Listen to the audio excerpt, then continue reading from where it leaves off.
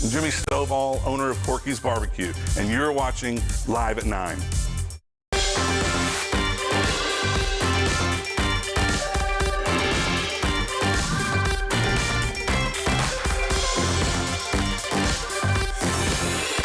Good morning on this Wednesday, October 2nd. Welcome to Live at 9, where Memphis comes alive.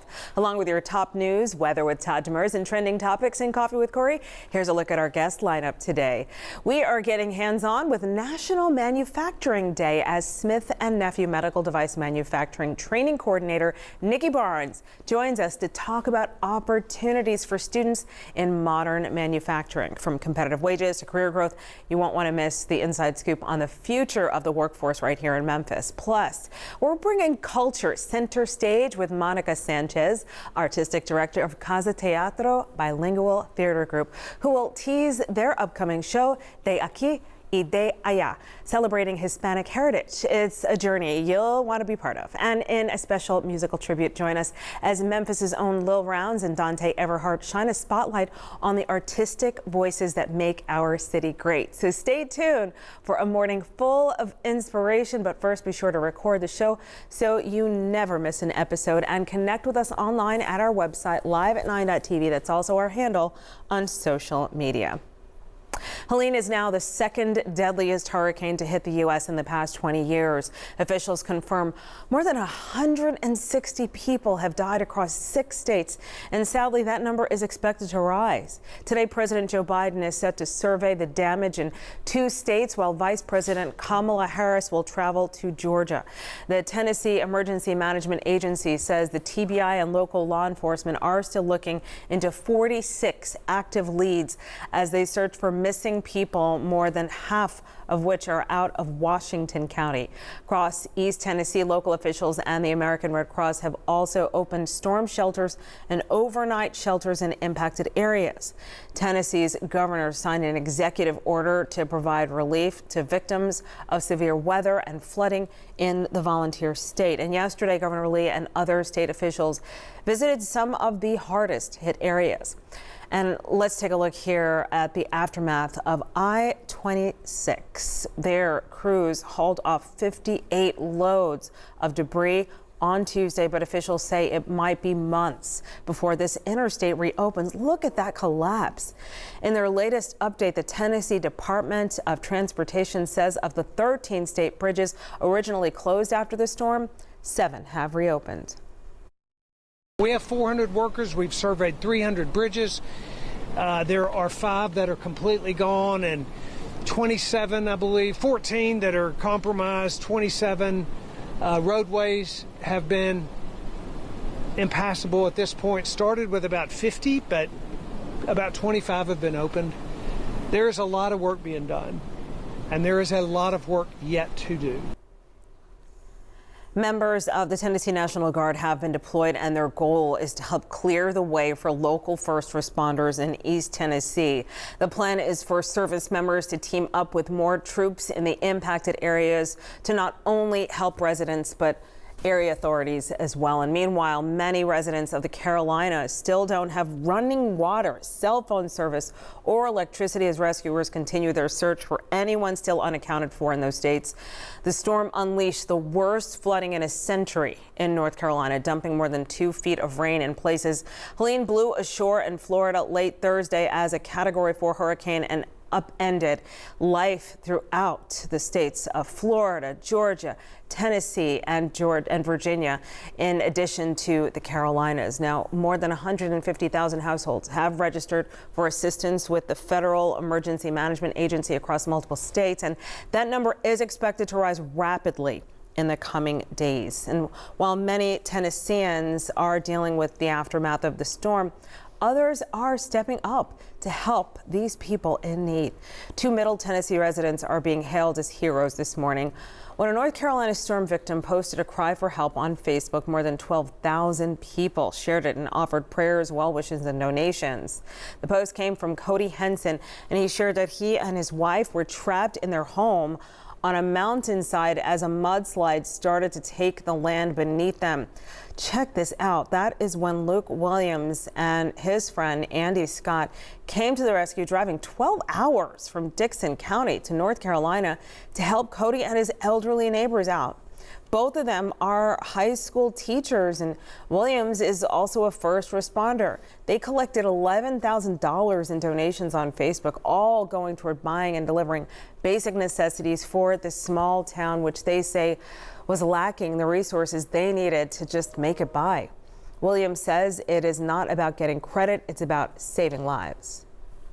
One thing that is always true in any type of disaster, and really it's the reason I love doing what I do, is because I get to see communities of people that have been through what is likely the worst time in their life come together and form a bond and do some of the most incredible things.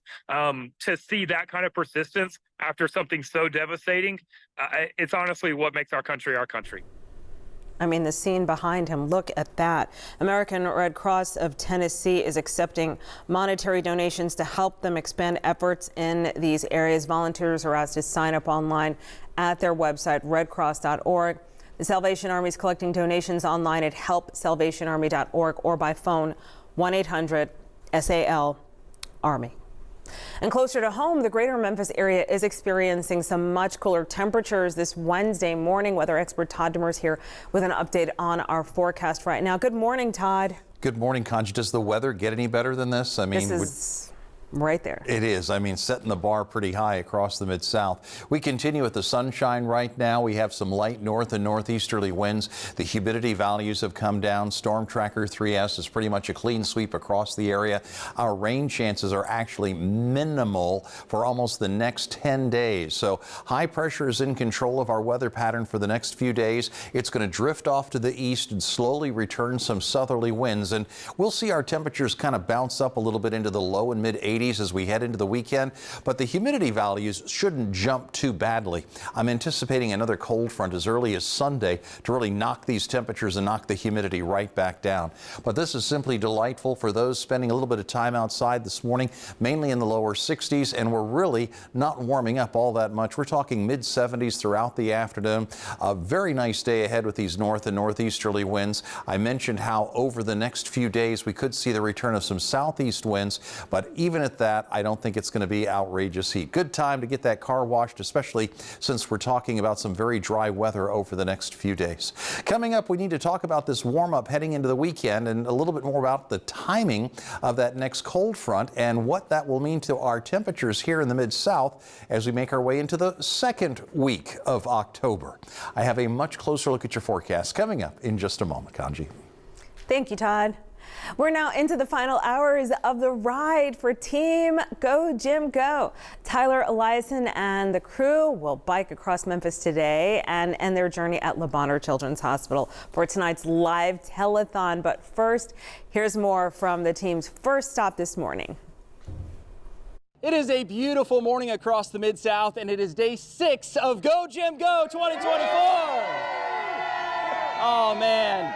Hope everybody out there is having a great morning. I want to put a little perspective in your day here as we stand here on a wonderful sunny Mid-South morning. There are 201 kids sitting in hospital beds in Le Bonheur, and that is 201 reasons for us to be out here and you to join our cause, helping kids at Le Bonheur Children's Hospital. I'll tell you how in just a second. First off, we're starting our day off with our friendly folks at Kroger. I have George here with us, and George, tell me why you guys want to be a part of this year. You know, Tyler, we always say at Kroger that we feed the human spirit. Obviously, part of that is the food that goes in your belly, but also the spirit. And what better way than to help children in our communities, those who are the most vulnerable. So Kroger has long been a supporter of Go Jim Go, and we love that we can give back to the community. We love that you guys are joining us this year. $2,000 from Kroger. Love it.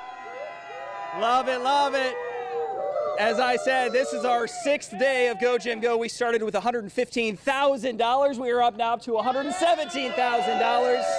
We have a jam-packed day coming up. Schools all across the Mid-South. We're looking forward to it. Of course, a big telethon coming up on Channel 3 at 6 o'clock tonight. Hey, if you want to join this effort, and of course, a wonderful effort, you just text Go Jim Go to 71777. You can head on over to WRG.com and click on the Go Jim Go tab. There's also a handy QR code coming up on your screen in just a second. On the road with Go Jim Go, I'm Chief Meteorologist Tyler Eliason. You don't have to look at the camera. All right, everybody, grab your phone and donate to Go Jim Go right now. You can call 888-780-8811 or scan the QR code that you see there on the screen. You can also text Go Jim Go to the number 71777. National Manufacturing Day aims to highlight the potential of modern manufacturing and to encourage interest in manufacturing careers. The following portion of Live at 9 is sponsored by Smith & Nephew. And joining us today, Manufacturing Training Coordinator Nikki Barnes. Thank you so much for coming. Oh, no, thank you for having me. I really appreciate it. So, okay, manufacturing. Why do you think that the next generation needs to consider this? Well, simply because manufacturing is a stable, extremely stable source of income and a career, not only here in the Mid-South, but really all over the world. Memphis is known, I guess, basically as the distribution capital of the United States of the world. But Smith & Nephew wants us, the world, to know that we're also one of the leading orthopedic places in the world as well. Smith & Nephew's been here for a number of years, and we're one of the leading orthopedic providers throughout the entire world. So explain that. What exactly are you creating when you speak of orthopedic devices? What we do here in Smith & Nephew in manufacturing is here in Memphis is we make knees and hips, screws and plates. We make knees and hips. Yeah, if you know anyone who's ever said that they've had a knee replacement or a hip replacement, hopefully it's a Smith & Nephew product. You know it is. Yeah, because we're locally grown here in Memphis, but that's basically what we do. And then we also have our division where we do our plates and our trauma and whatnot as well. Wow, and you always wonder what the culture is like, what it's like working there. I mean, what is the advantage of having a career going through Smith & Nephew? Oh, that could take all day. I mean, I dare say that, you know, one of my primary responsibilities at Smith & Nephew is that I onboard and oversee the onboarding of our new hires. And one of our sayings is that we kind of hire you to retire you, and we actually do. We have countless benefits. We have our tuition reimbursements, benefits day one. They're on-the-job training. We have flexible shifts, so if you're a nighttime person, we got it for you.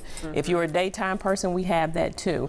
And we also have extremely highly competitive wages for here in the city of Memphis. We're not just looking to give you a job, but a career at Smith & Nephew. Oh, wow. Okay. How long have you been there? I've been at Smith & Nephew for 5 years, Nice. a little bit over 5 years, and I dare say that I do plan on retiring from there, but I've been there for about 5 years. I love this. Okay, and so, wow, you went through the pandemic. Oh yeah, yeah. And believe me, we never closed, not one single day. We did not close.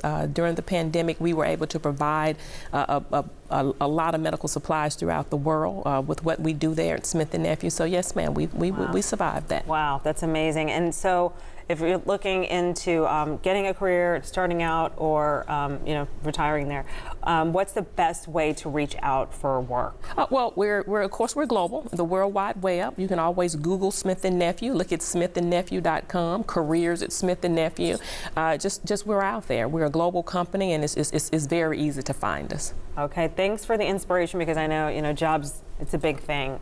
We had a point where there were 16,000 jobs available in Tennessee, and it looks like you're making that look too. So thank you for putting up that number, everybody, and sharing this information. I appreciate it. Looking forward to it. All right, Nikki. And the preceding portion of Live at 9 was sponsored by Smith & Nephew. There's much more Live at 9 ahead this morning. A bilingual production for the whole family, thanks in part to the folks at Casa Teatro here in Memphis. And it's Breast Cancer Awareness Month, and we're going to share what you need to know ahead of your next mammogram. That's coming up next.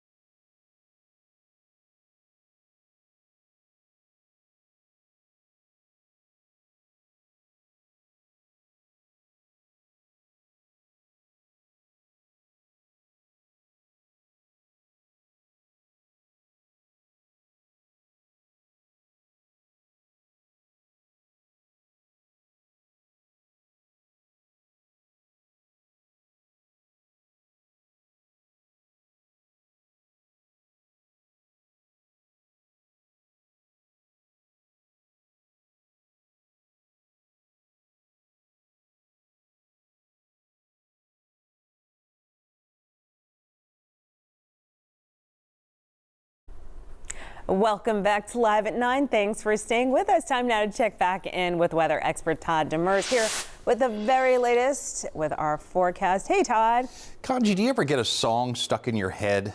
Yes. For some reason, Walking on Sunshine is in my head right now. Was that Katrina and the Waves or something like that? I think it's a great one. I know, it's a great song. Isn't that a great bop? It's just like, Walking on Sunshine. Yeah, and then that makes me think like the first one actually strangely was Sitting on the Dock of the Bay because you could just go out and just sit out. Today's one of those days. Yeah, can you whistle like they did at the end?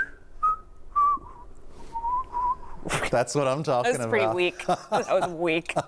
Kanji, thank you. We appreciate that. Here in the Mid-South, we have sunshine, and we're sitting on the dock of the harbor and the Mississippi River in Mud Island right now. Across the Mid-South, the sunshine will continue, and so will these north and northeasterly winds across the Mid-South. And it's really these northeasterly winds bringing the temperatures down, bringing the humidity down, making it feel so comfortable to be out and about.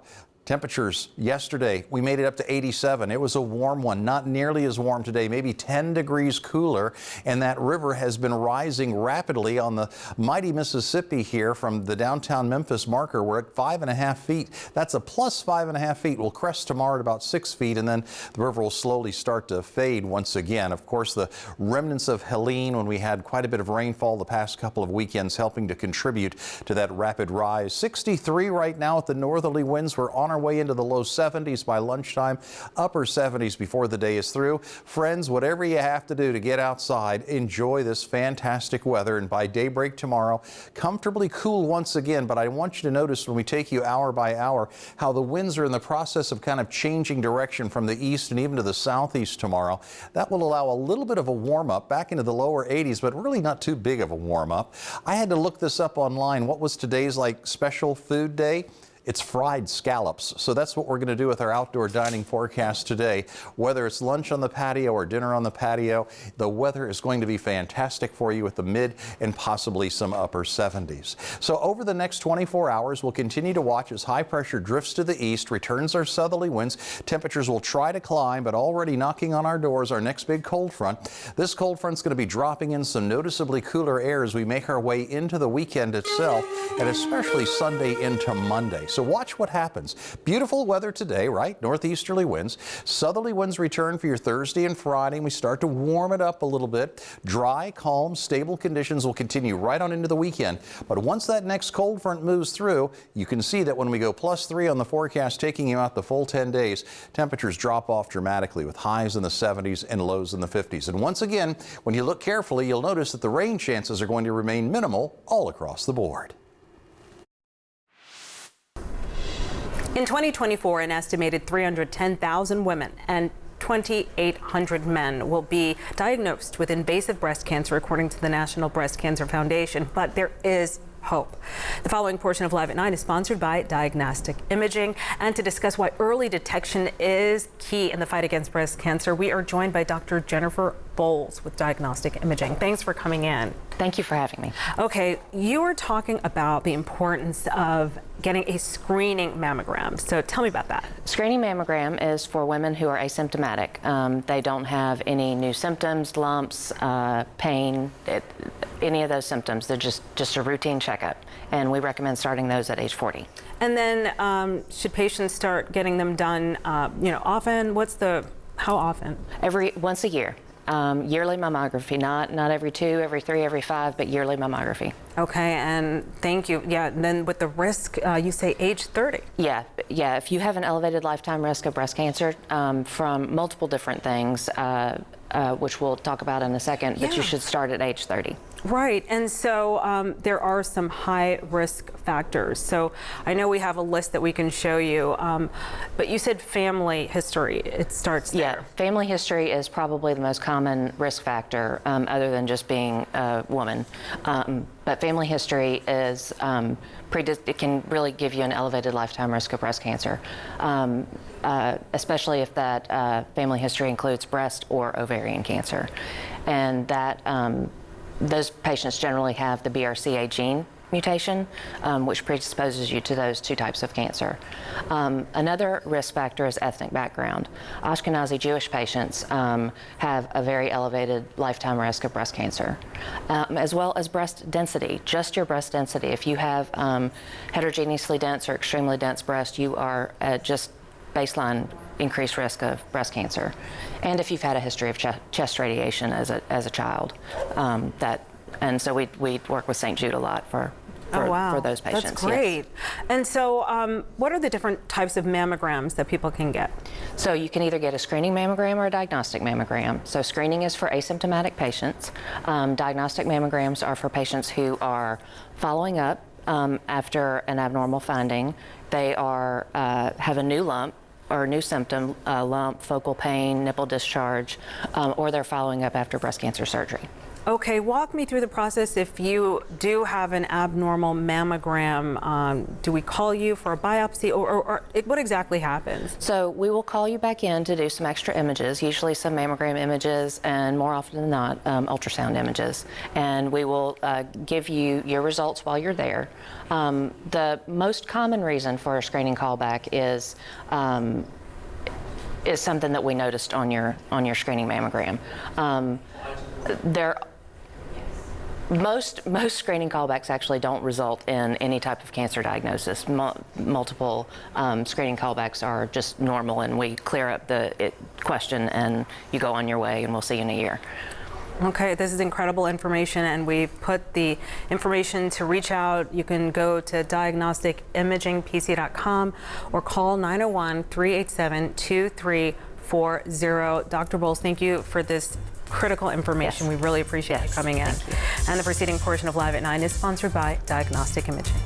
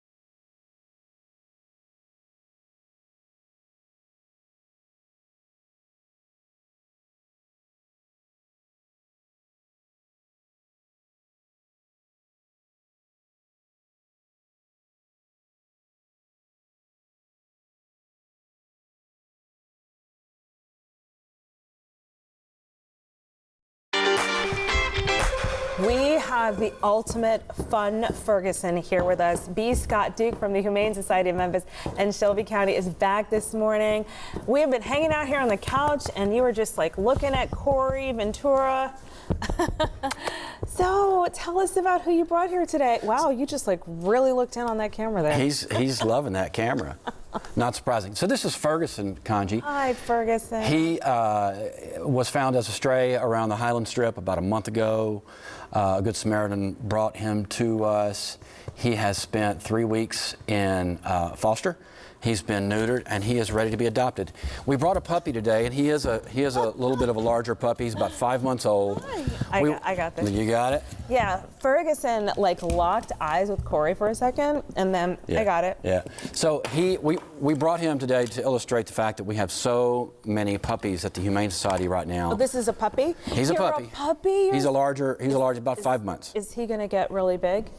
He'll get a little larger. I'm not exactly sure. We don't know his full breed. We don't do DNA testing.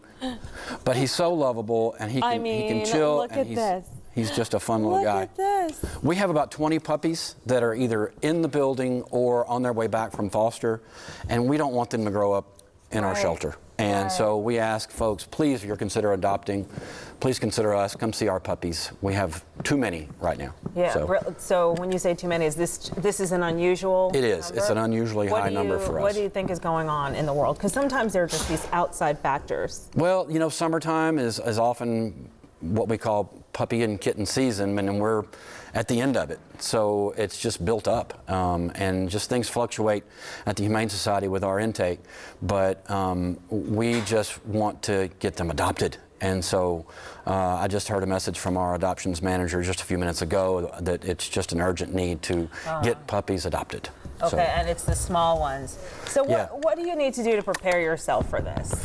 well, so. Come on. There you go. Come back here. Do you mean like Well, how? just to prepare yourself for an adoption. Yeah.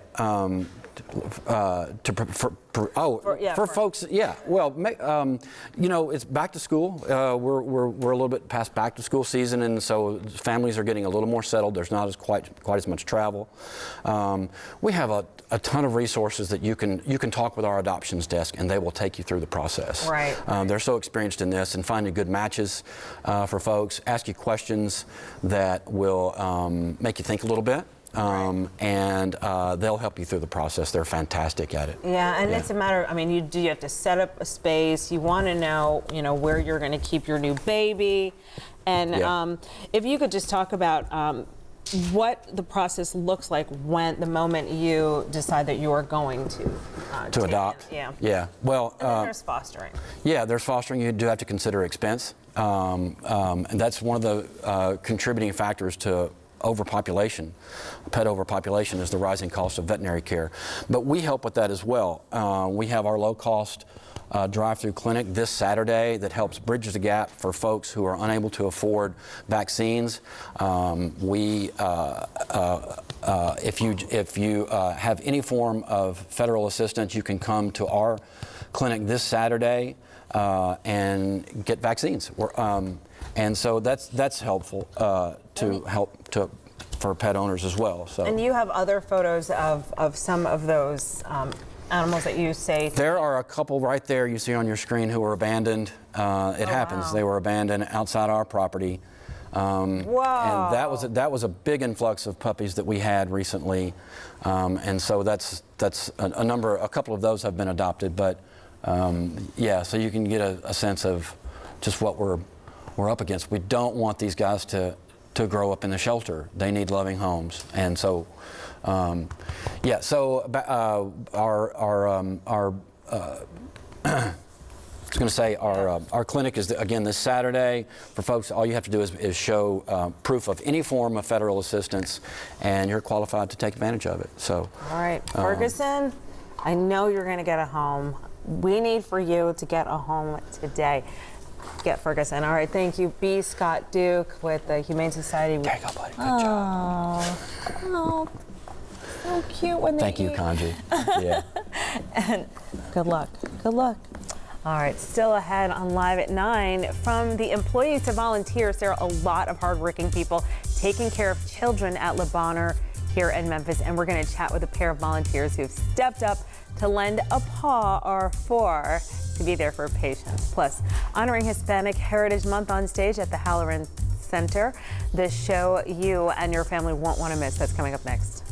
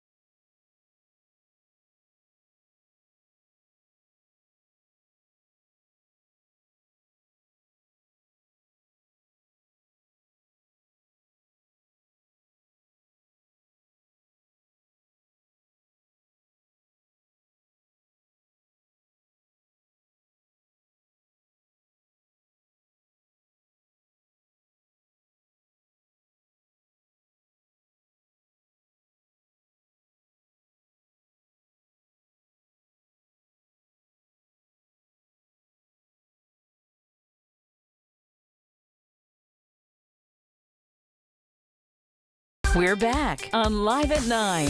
Now, here's Kanji.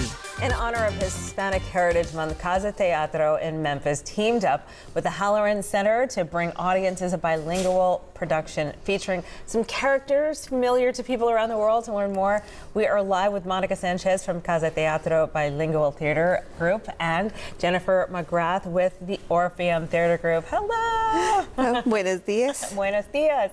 Okay, so tell us about this production. We're really excited and very happy. The Orpheum, the Halloran Center, invite us one more time to be part of this series and to have the school programs, but also to have the play on Friday, this coming Friday, the 4th and the 5th, at the Halloran Center. We are excited and nervous. Right. So we have a wonderful show with a lot of music. Look at the dance, colors. What is the story? Okay, let me tell you a little bit. Oh, okay. Don Quixote and Sancho Panza, they traveled to some countries in Latin America. Last year, they went to Colombia, Venezuela, Puerto Rico, and Cuba. But this year, they're going to go to Ecuador, Peru, Argentina, and Brazil.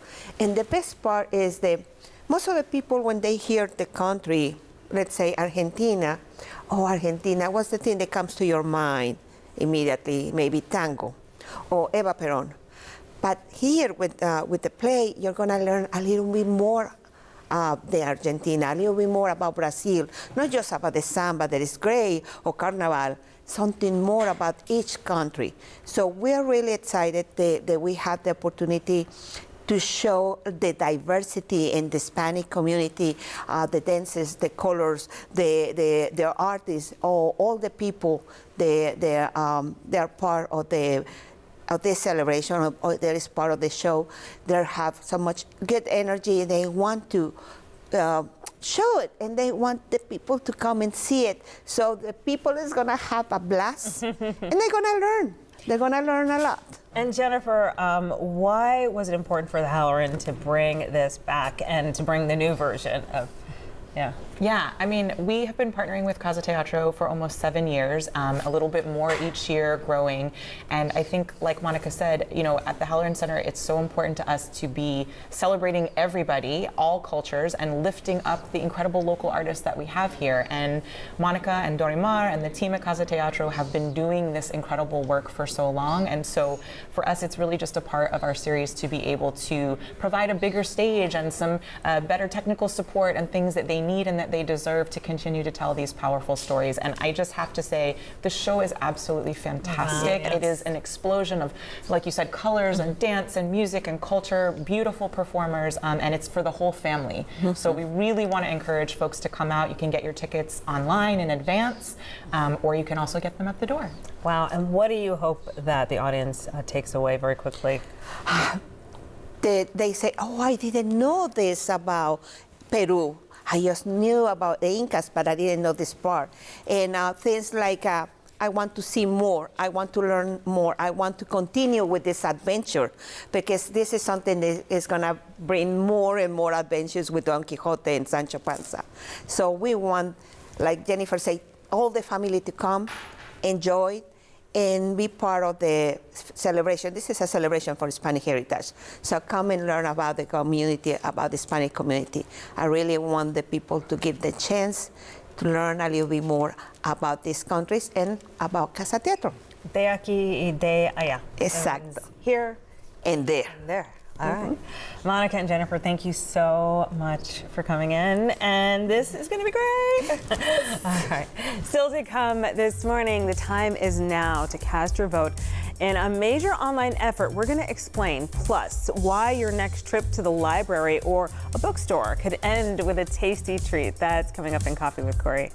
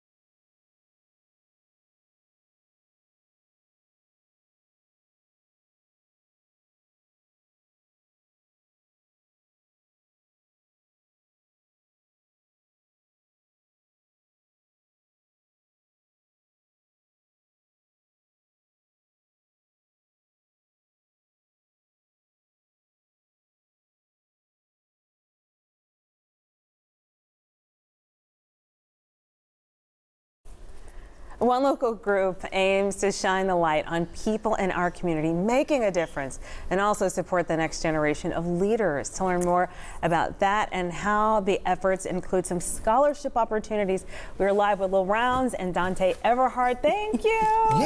Superstars.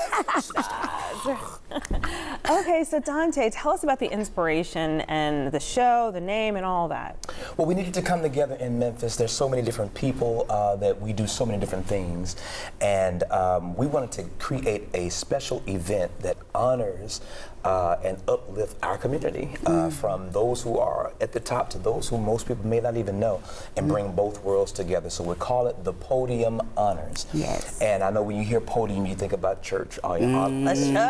The church. But what we mean in this particular light is just those who have their own platform and has simply stepped up to the podium to speak on behalf of the little guy, the big guy, whoever that is. And that's what we're doing. Wow. And Lil Rounds, I mean, we all know and love your beautiful singing voice. Tell us about your role at the Podium Awards.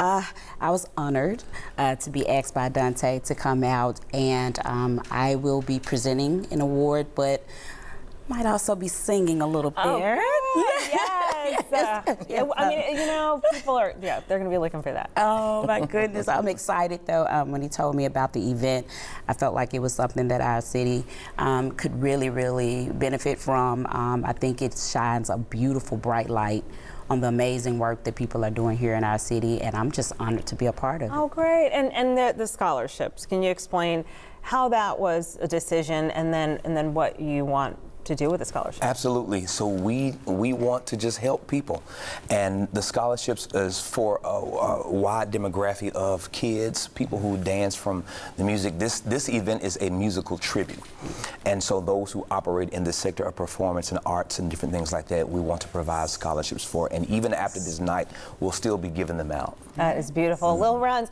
how can we keep up with you right now and just hear more of that beautiful voice? Come on. Yeah.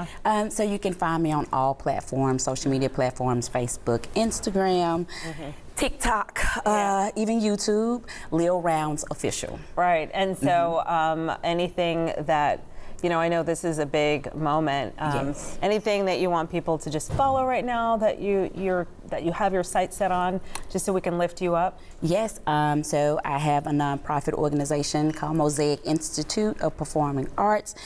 So what we do is we mentor, we train, and develop up-and-coming talent. We have an amazing competition that we're putting together called the 12. Dante will be a part of helping me out with that. So yes, it's some amazing things happening. Yes. You guys are making things happen. Thank you so much. The Thank Podium you. Awards. Everybody has to go and go to that website. All right. Thank you so much. Thank you. And there's much more Live at 9 ahead. Don't change that channel. We'll be right back.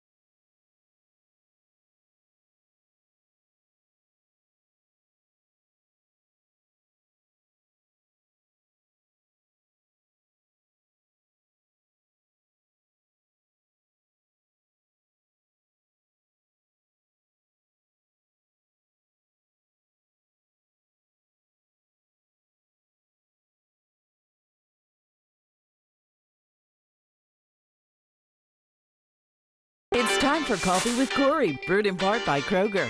We're heading in over the hump on this Wednesday. It is hump day. Yeah, it's a good day. Yes. It feels so nice outside too. It's so Perfect. nice. How about our first story though? Do you like to go through a drive-through for food? I know. Well, for starters, if you like to, there's going to be some few exceptions. You want to order to come quickly, right? So there's a few things you want. You want your order to come quickly, be accurate, and taste as expected. Well, new survey out this week looks at the top food chains when it comes to drive-through. So basically, they've been rated. So surveyors looked at more than 1,600 drive-through visits at 10 chains, including Arby's, Burger King, Carl's Jr., Hardee's, which is a combined situation, Chick-fil-A, Dunkin', KFC, McDonald's, Taco Bell, Wendy's, and Raising Cane's. Well, the categories... I never ordered one. I know. The categories, I know, right? They analyzed were for accuracy, speed, food quality, suggestive selling, and level of satisfaction. Well, continuing its success was, of course, Chick-fil-A, my pleasure, which also, again, dominated across multiple categories. No chain was faster than Chick-fil-A's time per car, but Taco Bell reigned supreme for total time from entering the drive-thru to exiting with food. Okay. Well, the study found that most accurate orders were Chick-fil-A and McDonald's, which tied for the top spot in the category. The worst overall for accuracy was Taco Bell at 85%. That's not good. Well, Chick-fil-A maintained its top spot when ranked based on satisfaction of service, and Raising Cane's was close behind when it came to the reported friendliness of service. Yeah, So, like you know, Chick-fil-A is my like pleasure. white glove service at the It's my drive-thru. pleasure. It's like, how may I help you? How may I help you? Is there anything else I can do for you? Yes. Do I have your order correct? Do you need anything else? How can I help you? It's my pleasure. And you see that the line is super long, but you know it's going to go so fast. Well-oiled machine, Chick-fil-A. Boom, boom, boom. Fascinating. You know, I would love their manual. You know, just to look at the manual. They train properly on the front end. Yeah. Right? And so then that pays off. And the expectation, you know, and so the people working there know that they're expected to live up to this standard. So it's the whole thing, the culture. Okay, well, thousands of kids from a certain generation will remember the pride in reading books to get their hands on a button and a personal pan pizza from Pizza Hut. Well, it is the 40th anniversary of their Book It program, and they're celebrating with pizza, of course. The restaurant is giving away 1 million free personal pan pizzas during this National Book Month. Book It has been around since 1984, actually, and Pizza Hut invites readers of all ages to join in this year. Pizza and reading enthusiasts can use the code BOOKIT40 at checkout online or on the app to redeem a free personal pan pizza. For every Book It bundle sold, Pizza Hut will give a portion of proceeds to the Book It program. Maybe I'm not of that generation. I don't know. Do you remember the Book It program? I have never in my life heard of this thing. And I'm like, what are you talking about? What are you talking about? It's like, okay. Clearly celebrating 40 years. It's been... But hey. Oh, apparently Jenna is part of that she generation. knows all about Book It. But then what is really important is getting kids to read. And if you're going to pair it with pizza and reading. Oh, yeah. It goes hand in hand. You just like do this. Read and eat pizza at the same time. Get your kids excited to read. All will be well. Turn the page, chew. Yeah. And you can also read to, if you want to foster an animal, read to the animals. Oh, yeah. Do it. Do it. Wait. Why are you? I don't know. I think they're singling single on kanji. Okay, moving on. Okay, so let the chunk off begin. So voting is underway in one major contest. Well, it is the annual Fat Bear Week contest at Alaska's Katmai National Park and Preserve. Voters will pick their favorite among a dozen brown bears fattening up to survive the winter. Oh, yeah. Okay, so the contest is in this 10th year and celebrates the resiliency of the 2,200 brown bears that live on the preserve. So for bears, fat equals survival, actually, each winter. So bears enter the den where they will not eat or drink until they emerge in spring. Well, during this time, they may lose up to 1/3 of their body weight as they rely solely on their fat reserves. Well, survival depends on eating this year's worth of food in 6 months. How about that? The nonprofit Explore.org streams the uncensored bear cameras and helps organize Fat Bear Week. For the next 7 days, people choose which bears will be crowned to this tournament style of bracket. How about a fun fact? Do you want a fun fact? Yes. Adult male brown bears typically weigh about 600 to 900 pounds in midsummer, but by the time they are hibernating and feasting, right, they can go up to over 1,000 pounds. So you eat almost a year's worth within 6 months, you get fattened up for winter, you go hibernate, you're over like 1,000 pounds, and by the time you come back out, you've lost a third of that. I'm trying to not be about the bear life, you know. I'm not about the bear life, but you know, like for women, like maybe once a month they act like a bear, you know. Then you're like, and then go into your little cave. Yeah, go into your little cave. I need to lose a third of what I just did. And then I'll see you tomorrow. Yeah, so I guess we just shrink it into little monthly 3-day spurts. Right. We're not doing the 6-month thing. We're just doing it within once a month. All right, I digress. Oh my gosh. Okay.